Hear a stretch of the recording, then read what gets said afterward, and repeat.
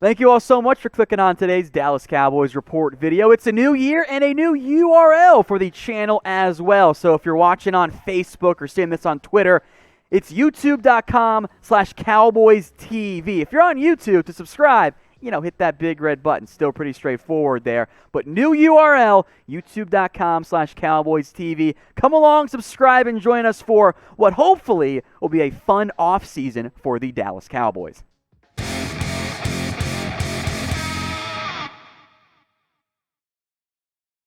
All right, let's dive in then with some Jaylon Smith talk because, as I'm sure many of you saw, he took some issue with criticism of his play, which we'll dive into in depth here.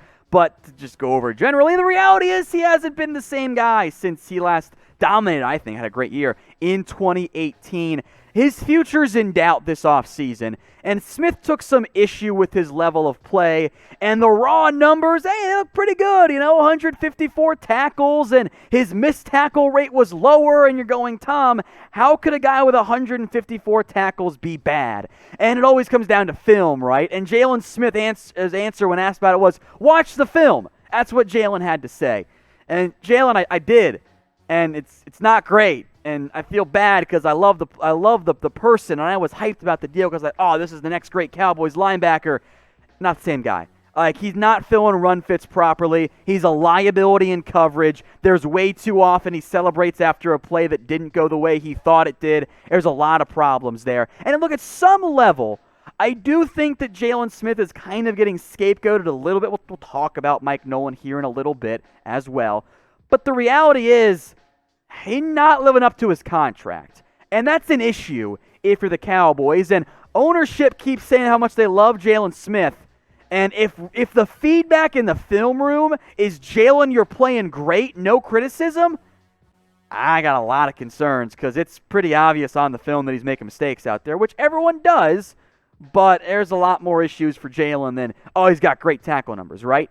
And in terms of the future, you can save money by moving on from Jaylon Smith. If you designate him a post-June 1st cut, you can waive him before his roster bonus kicks in, his salary guarantees. You can save $7.2 million in cap space this year. Some of that goes into future money, but it's fine. You get it now. It all bounces out in the end, right? So you got a decision to make around Jaylon Smith. So what do you want to do? I will make this the pinned comment on today's video. Would you keep him or would you cut him? Type K for keep or type in C for cut. If you get the ad break here on YouTube, scroll on down, get your votes in. Now, it's not just the players who get blame, it's the coaches too. Let's talk about Mike Nolan then, right? There were earlier reports this season that he was not expected to return. Jerry Jones was asked about this in his radio interview earlier this morning. He did not offer anything resembling a vote of confidence. But this decision in the end is no longer as cut and dry as it was, a month ago. Look, I want to emphasize this point. Players and coaches get blamed. Frankly, there aren't very many players or coaches who you can absolve unequivocally of any responsibility for a down defensive season this year for the Cowboys. And they did get better. This defense closed the year on a fairly strong note. But that was against lesser teams.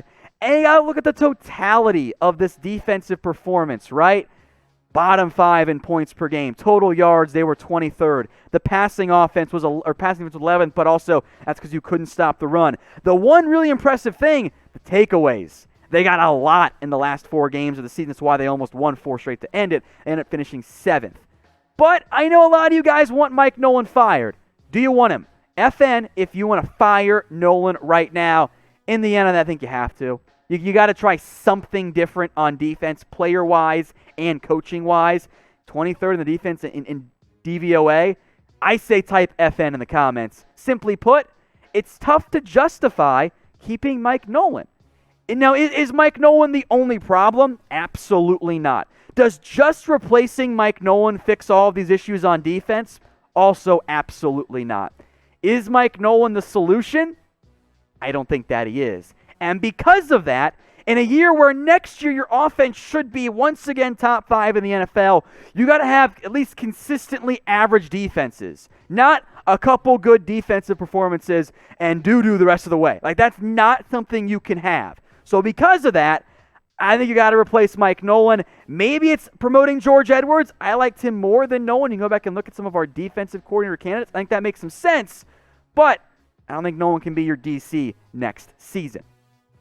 Now, today's show is made possible by our sportsbook partner, BetUS. Head over to chatsports.com/bet. Use the promo code you see on screen, Cowboys125, and that'll get you a 125% deposit bonus. Extra money in case you miss some bets. Here's a bet I'm going to hook you guys up with. How about some playoff parlays, all right? Seahawks against the Rams, 3.5 point favorites. Give me Seattle there with the spread. Rams are going to have John Wolford starting. I like Seattle there. Washington against the Bucks. I think the football team can cover 9.5 point spread. I like that one. You might be able to wait. It might go up a little bit there. The Saints money line, meaning just win outright against Chicago, minus 480 the odds there. You put down $10, you get those 3 games right, you'll win $33.50. I think $33.50, almost an over 3x return for a 3-game parlay. That's pretty good right there. So if you want to follow that bet or just go against me, head over to chatsports.com/bet and use that promo code Cowboys125. Now, this rumor is interesting, and we haven't really discussed it too much, but Bobby Belt, smart man, made note of it, and I wanted to bring it up on the show. He predicted Tyron Smith would be cut. Now, Smith missed most of this year with a neck injury. Now, he's missed 3 games in each of the previous 4 seasons. Entering this year, the Cowboys' decision to restructure Tyron Smith's contract, I thought was an obvious sign they thought he was going to be fine. Clearly, he was not. Now, remember that restructure when we get to here in a little bit. The Cowboys, if you have a healthy Tyron Smith and a healthy and in shape La'el Collins, you don't really need an offensive lineman all that badly. Now, if you can survive for 3 games with some combo of Brandon Knight and Terrence Steele. But if you don't think Tyron's health is going to be a reliable factor that next year, as Bobby said, maybe both sides are frustrated by the injuries and they just want to move on in general. And there is some significant savings here. Again, if you make Tyron Smith a post-June 1st cut, you save $10.5 million. Now, you're not maximizing your immediate savings by making him a post-June 1st cut. You got to, wait till June 1st to get that money on your cap. And remember, you restructured Tyron Smith last year. So the savings are actually down from what it could have been, but you already saved that money on this most recent year's cap. So in the end, it's all the same. You can save almost $18 million, guys, if you were to move on from the 2 Smithses in Tyron and Jaylon. That can get you at least one damn good football player. In the end, it's all about the medical for me. If you think he's healthy, I don't want to move on from him. I really don't. But if you're worried about it, if you're concerned about it, got to at least consider it. So get your votes in here. I'm very curious how you guys vote, by the way. Why for yes, you want to cut Tyron, and for no. Now, I do want to mention this very importantly, too. If you cut Tyron Smith, you got a major need at left tackle. Look, we can go back to that depth chart here in a second, Producer Sam, but I don't think you have enough on your roster for a 16-game season at left tackle. I think you got to get extra help in there. Maybe it's even as early as round 1 or round 2 of the NFL draft. Now, you can get creative. You could put Connor McGovern at left guard, put Connor Williams at left tackle, have those guys compete for those roles with a Brandon Knight and a Terrence Steele. I don't hate that idea, but also Williams has 1 year left on his deal. So best case, he impresses, and now you got to pay him a whole bunch of money, which is, I guess, a good problem to have, but maybe you just try and invest in the offensive line like the Cowboys have always loved to do. I do want to make note, by the way, his body's older. Tyron's only 30, which I know is wild to think about, but he was so young when you took him. He's only 30 years old. So I am very curious how the Cowboys go about this, but I did want to bring it up at least as a possibility, and we'll talk more about it on future videos. Something we mentioned yesterday, and something we will mention repeatedly, Dak Prescott. I did want to bring this up briefly because Jerry Jones spoke on the leverage side of it today. He's not stating anything like, oh my God, wow, he said that. Like, duh, there's leverage. Dak's got leverage in his contract talks. Like, we've seen him play. We saw Dalton play. We saw the offense and the team kind of collapse without him. They kind of rallied late, but too late in the end. Look, they missed their franchise quarterback, right? Duh. It's a matter of, are the Cowboys going to cave to Dak Prescott demands? Can they find some middle ground? Can they just get it done? They've waited too long as it is. We've used this graphic, these 5 highest paid quarterbacks in the NFL, many a time before. You guys know how much this has changed since we first did it on the show? I mean, wildly. Mahomes is at $45 million now. Watson's at $39. Wilson's at $35. Look, Dak's going to make almost $30 million on the tag next year. If you tag him, just pay him.